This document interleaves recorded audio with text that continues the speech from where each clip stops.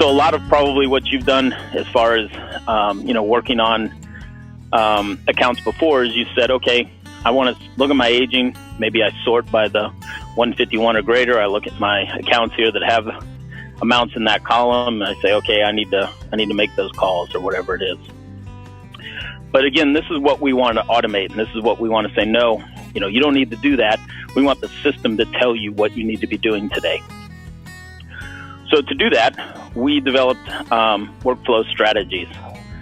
So a strategy is nothing more than just a list of steps that we're going to go through in the process.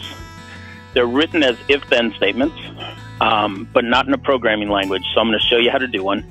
And this is something that not every user can do, but this is something that you don't require programming or IT experience to do. So what we've said in this strategy, this sample strategy that I have right off the bat, is if days past due is greater than 0 and it's less than 11, then I want to send a reminder letter to the AP contact at the account. So when this strategy runs, and you can have it run as often as you want, it's going to look for any customer who has a transaction that has gone past due, and they've not already received the reminder letter.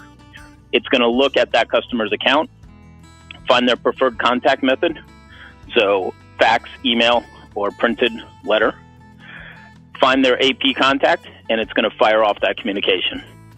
It's also going to make a note on the customer's account that they were sent reminder letter 1 for that invoice at this date and time.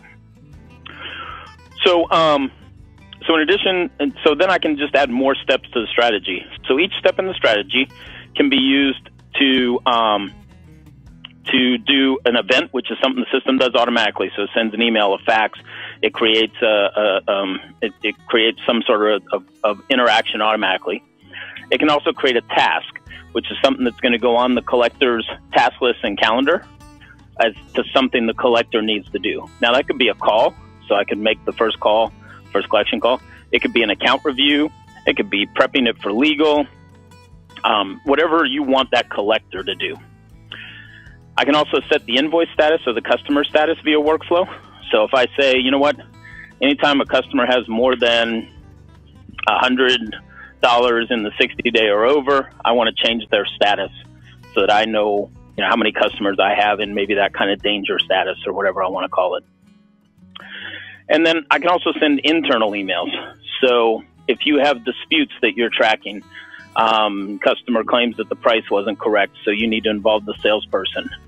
If you set the dispute reason as pricing and you set up a workflow step for it to go to sales, it'll find the salesperson on that account, send them an email, say, hey, customer's disputing this due to price. And so you can bring them into the collections process also through workflow if you want. So in this scenario, I have, once it goes past due, I send the first reminder letter to the AP contact. Once it hits 7 days past due, then I create a task for the collector, puts it on there, says that there's a call. I can also have multiple parameters within a step. So my next one is if it's greater than 20 and I don't have a promise to pay, then I want to send the second reminder letter. So these strategies can be as complex or as simple as you want them to be. They can have 100 steps, they can have 3 steps. Each step could have 1 parameter or 100 parameters. It's all in how you want to set up this process. This is part of the implementation. We walk you through this. Frankly, we tell you it's better to walk before you run. So let's start with maybe a simpler strategy than what you think you need and add to it. But the possibilities are pretty endless here. As I mentioned before, we also have unlimited user fields. All those user fields can be used in the strategy also. So if there's any piece of data that you need, we can store in there.